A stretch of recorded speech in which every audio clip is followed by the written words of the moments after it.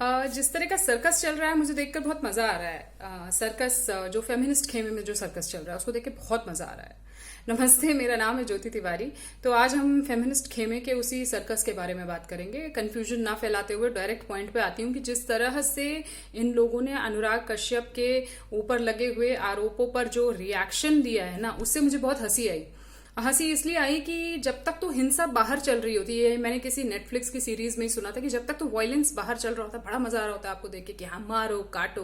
लेकिन क्या होता है, जैसे ही वो आपके दरवाजे पर एंटर करने लगता है आपको लगता है ओ ये गड़बड़ हो गई, मतलब हमारे दरवाजे पे थोड़ा ना आना चाहिए था, हम तो सिर्फ एंजॉय कर रहे थे। तो जब मी टू शुरू हुआ था तब इन लोगों ने बहुत एंजॉय किया, फेमिनिस्ट खेमे ने। हर दिन किसी आदमी के ऊपर इल्जाम लग रहा है, हर दिन किसी आदमी को इस्तीफा देना पड़ रहा है, उसका पूरा करियर खराब हो रहा है। फिर क्या हुआ कि अचानक से इनके अपने लोग जो है चपेटे में आने लगे। वो मलिका दुआ के फादर जब चपेटे में आए तो नहीं मेरे पापा तो नहीं कर सकते हैं।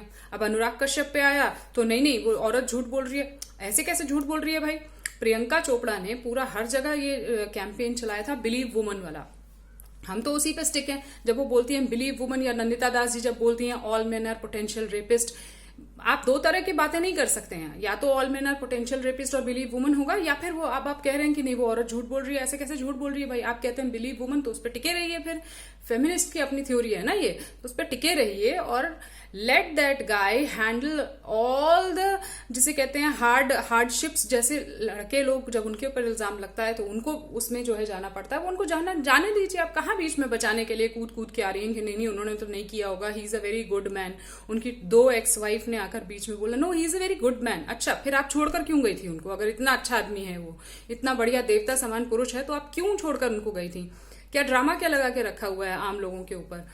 तो ये जो एक पूरा जो सर्कस जो चल रहा है कि जब इन पर इल्जाम लगता है तो ये कहते हैं नहीं लड़की झूठ बोल रही है। जब दूसरे पे इल्जाम लगता है नहीं इसने तो किया होगा। पेट्रियार्की है ही इतनी खराब चीज, वर्षों से 5000 साल से महिलाओं को प्रताड़ित करके रखा हुआ है इन लोगों ने। इस तरह की जब आप बातें करते हैं तो आप भूल जाते हैं कि ऐसे रैंडमली हवा में घुमा करना कोई भी महिला किसी के ऊपर इल्जाम लगा सकती है और फिर आप फंस जाएंगे। पेटीकोट पुरुषों की बहुत दुर्दशा होती है, जिनको मैं पेटीकोट पुरुष कहती हूँ, जो ऐसे संबल बन के महिलाओं के साथ खड़े रहते हैं कि नहीं आप बहन महान है, जो अब आपने कही हम आपके साथ हैं। तो ये करने से पहले बहुत सोचिए, क्योंकि जब ये लॉ ड्राफ्ट हुआ था, जो रेप का इल्जाम अभी मैं पढ़ रही थी कि अनुराग कश्यप के ऊपर रेप जो है फाइल हुआ है, रेप का जो इल्जाम है वो बहुत सीरियस होता है। और उसमें जिस तरह से चेंजेस 2012 के बाद जो अमेंडमेंट्स आए हैं वो इतने सीरियस हैं कि अपने आप को जो है मासूम प्रूफ करने में, अपने आप को अपराधी ना प्रूफ करने में बहुत समय लग जाता है और उसमें आपकी पूरी साख खराब हो जाती है। हम इससे पहले भी बहुत सारे केसेस ऐसे देख चुके हैं जहां करियर तबाह हो गए।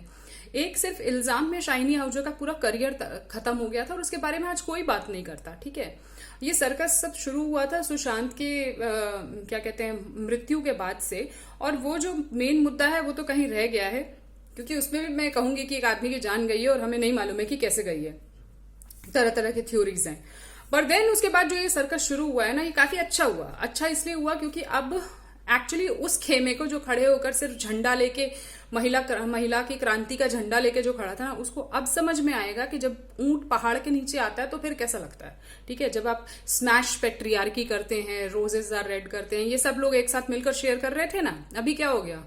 तो पेट्रियार्की ने मिलके हो सकता है उस महिला को परेशान किया हो, हमें क्या पता भाई। उसका भी यकीन करिए ना, जैसे आप रैंडमली सारी महिलाओं को यकीन कर लेते हैं। हम क्यों उसको आप ऐसे सब लोग जो है उसका कैरेक्टर असैसिनेशन करने पर जुटे हुए हैं कि नहीं वो तो ऐसी ही है, पहले भी बहुत सारे लोगों पर इल्जाम लगा चुकी है। ऐसे थोड़े ना होता भाई। पहले जब जिन महिलाओं पर इल्जाम लगे हैं, इनने इल्जाम लगाए हैं, उनके में तो आपने पूरा का पूरा लोगों का करियर खराब कर दिया। लोगों को की आज भी जो है इमेजेस ऐसी बना दी गई हैं जिनमें जो है लोग सर उठा के, मेरे ख्याल से वो आदमी लोग बात भी नहीं कर पाएंगे कहीं पर। तो इनको भी जाने दीजिए, जरा देखने दीजिए कि जब अपना बनाया हुआ खाना जब खराब होता है और उसको खाना पड़ता है तो कैसा लगता है फिर। ठीक है, तो मुझे तो इस सर्कस में बहुत मजा आ रहा है और मेरे ख्याल से तो हमारे जो विचारधारा वाले लोग हैं उन सबको मजा ही करना चाहिए। बाकी ये जो लिख रही हैं कि नहीं you are a very good man, अभी रुक जाइए, अभी तो शुरुआत है। अभी तो जो क्या कहते हैं उसे, अपना जो आपका बिछाया हुआ जाल है उसमें कैसे अपने लोग गिरते हैं वो आपको समझ में आएगा। वो शायर साहब रहे नहीं जो बोल गए थे लगेगी आग तो आएंगे घर कई जद में।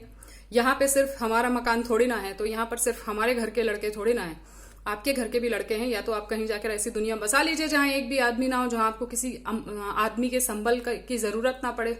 पुरुष के संबल की जरूरत तो हर एक को पड़ती है। पुरुषार्थ के संबल की जरूरत के बिना क्या हो सकता है? कुछ भी नहीं हो सकता है इस दुनिया में।